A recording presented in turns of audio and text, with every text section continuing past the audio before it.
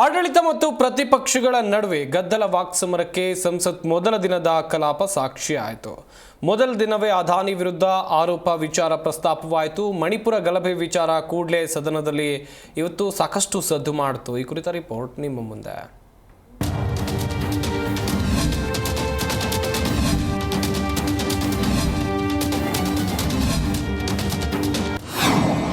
ಕಾವೇರಿದ ಸಂಸತ್ ಚಳಿಗಾಲದ ಅಧಿವೇಶನ ಮೊದಲ ದಿನವೇ ಗದ್ದಲ ಕೋಲಾಹಲ. ಸಂಸತ್ತಿನ ಚಳಿಗಾಲದ ಅಧಿವೇಶನ ಆರಂಭವಾಗಿದೆ. ಆಡಳಿತ ಮತ್ತು ಪ್ರತಿಪಕ್ಷಗಳ ನಡುವೆ ವಾಕ್ಸಮರದ ಜೊತೆ ಅಧಿವೇಶನ ಶುರುವಾಗಿದೆ. ಮೊದಲ ದಿನ ಮಹಾರಾಷ್ಟ್ರದ ನಾಂದೇಡ್ ಕ್ಷೇತ್ರದಿಂದ ಸದನಕ್ಕೆ ಚುನಾಯಿತರಾಗಿದ್ದ ವಸಂತರಾವ್ ಚವಾಣ್ ಮತ್ತು ಪಶ್ಚಿಮ ಬಂಗಾಳದ ಬಸಿಹಾರ್ತ್ ಕ್ಷೇತ್ರದಿಂದ ಚುನಾಯಿತರಾಗಿದ್ದ ಎಸ್ಕೆ ನೂರುಲ್ ಇಸ್ಲಾಂ ಅವರ ನಿಧನಕ್ಕೆ ಸಂತಾಪ ಸೂಚಿಸಲಾಯಿತು.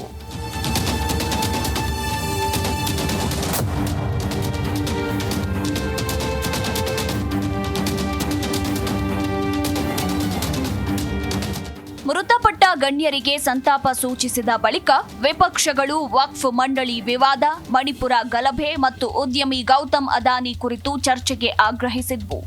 ಈ ವಿಷಯದಲ್ಲಿ ಆಡಳಿತ ಮತ್ತು ವಿರೋಧ ಪಕ್ಷಗಳ ನಡುವೆ ವಾಗ್ವಾದ ಆರಂಭವಾಯಿತು.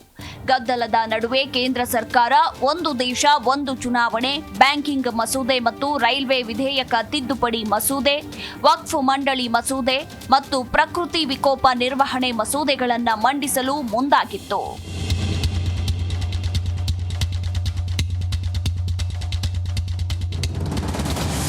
ಇನ್ನು ಕೇಂದ್ರ ಸರ್ಕಾರದ ಈ ನಡೆ ವಿರೋಧ ಪಕ್ಷಗಳನ್ನ ಮತ್ತಷ್ಟು ಕೆರಳಿಸಿತ್ತು. ಈ ನಡುವೆ ಪ್ರತಿಪಕ್ಷಗಳು ಯಾವುದೇ ಮಸೂದೆ ಮಂಡಿಸುವ ಮುನ್ನ ಮೊದಲು ಮಣಿಪುರದಲ್ಲಿ ಮರುಕಳಿಸಿರುವ ಹಿಂಸಾಚಾರದ ಕುರಿತು ಚರ್ಚೆಗೆ ಅವಕಾಶ ನೀಡಬೇಕು ಎಂದು ಆಗ್ರಹಿಸಿದ್ವು. ಕಲಾಪ ಆರಂಭವಾಗ್ತಿದ್ದಂತೆ ವಿಪಕ್ಷ ಸದಸ್ಯರು ಗದ್ದಲ ಸೃಷ್ಟಿಸಿದ್ರಿಂದ ಲೋಕಸಭೆ ಮತ್ತು ರಾಜ್ಯಸಭೆ ಕಲಾಪಗಳನ್ನ ನವೆಂಬರ್ 27ಕ್ಕೆ ಮುಂದೂಡಲಾಯಿತು.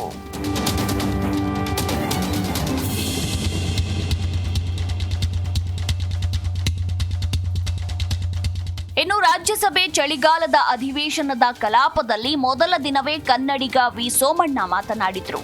ಜಲಶಕ್ತಿ ಬಗ್ಗೆ ಕೇಂದ್ರ ಜಲಶಕ್ತಿ ಖಾತೆ ರಾಜ್ಯ ಸಚಿವ ವಿ ಸೋಮಣ್ಣ ಧ್ವನಿ ಎತ್ತಿದ್ರು. ಇನ್ನು ಚಳಿಗಾಲದ ಅಧಿವೇಶನ ಆರಂಭಕ್ಕೂ ಮೊದಲು ಸುದ್ದಿಗೋಷ್ಠಿ ನಡೆಸಿದ್ದ ಪ್ರಧಾನಿ ಮೋದಿ ಸುಗಮ ಕಲಾಪಕ್ಕೆ ಅವಕಾಶ ನೀಡುವಂತೆ ಕಾಂಗ್ರೆಸ್ ಸೇರಿದಂತೆ ವಿರೋಧ ಪಕ್ಷಗಳಿಗೆ ಮನವಿ ಮಾಡಿಕೊಂಡಿದ್ದರು. 75ನೇ ವರ್ಷದ ಸಂವಿಧಾನದ ದಿನದ ಸಂದರ್ಭದಲ್ಲಿ ಅಧಿವೇಶನ ನಡೆಯುತ್ತಿದೆ. ಅಧಿವೇಶನದಲ್ಲಿ ಎಲ್ಲಾ ವಿಚಾರಗಳ ಕುರಿತು ಚರ್ಚೆಗೆ ಅವಕಾಶ ಮಾಡಿಕೊಡಲಾಗುತ್ತದೆ. ಜನರ ಸಮಸ್ಯೆಗಳ ಪ್ರಾಮಾಣಿಕ ಚರ್ಚೆ ನಡೆಸಬೇಕಿದೆ. ಹೀಗಾಗಿ ಎಲ್ಲರೂ ಕಲಾಪದಲ್ಲಿ ಭಾಗಿಯಾಗಬೇಕು, ಸುಗಮ ಕಲಾಪಕ್ಕೆ ಅವಕಾಶ ಮಾಡಿಕೊಡಿ ಅಂತ ಮನವಿ ಮಾಡಿಕೊಂಡ್ರು. With your kind permission, I lay a statement on the table of the House regarding status of implementation of the recommendation contained in the 21st report and further action taken report contained in the 28th report of the Standing Committee on Water Resources 2022-23 on demands for grants 2023-24 of Department of Drinking Waters and Sanitation, Ministry of Jal Shakti. हमारे संविधान के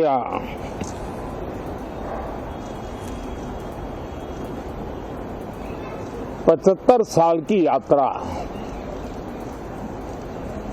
75वें साल में उसका प्रवेश, ये अपने आप में लोकतंत्र के लिए एक बहुत ही उज्जवल अवसर है। और कल संविधान सदन में सब मिलकर के इस संविधान के 75वें वर्ष की उसके उत्सव की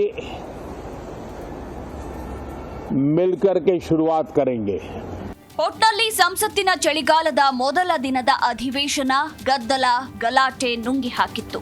ಪ್ರಧಾನಿ ಮೋದಿ ವಿರೋಧ ಪಕ್ಷಗಳಿಗೆ ಸುಗಮ ಕಲಾಪಕ್ಕೆ ಮನವಿ ಮಾಡಿದ್ರೂ ಮೊದಲ ದಿನ ಯಾವುದೇ ಮಹತ್ವದ ಚರ್ಚೆ ನಡೆಯದೆ ಕೇವಲ ಆರೋಪ ಪ್ರತ್ಯಾರೋಪಗಳಿಗೆ ಸದನ ಬಲಿಯಾಯಿತು. News desk, Zee Kannada news. Zee Kannada news ಈಗ ನಿಮ್ಮ ಮನೆಯಲ್ಲೇ ನೋಡಿ. ಎಲ್ಲ ಕೇಬಲ್ಗಳಲ್ಲಿ ಈಗ ಲಭ್ಯ.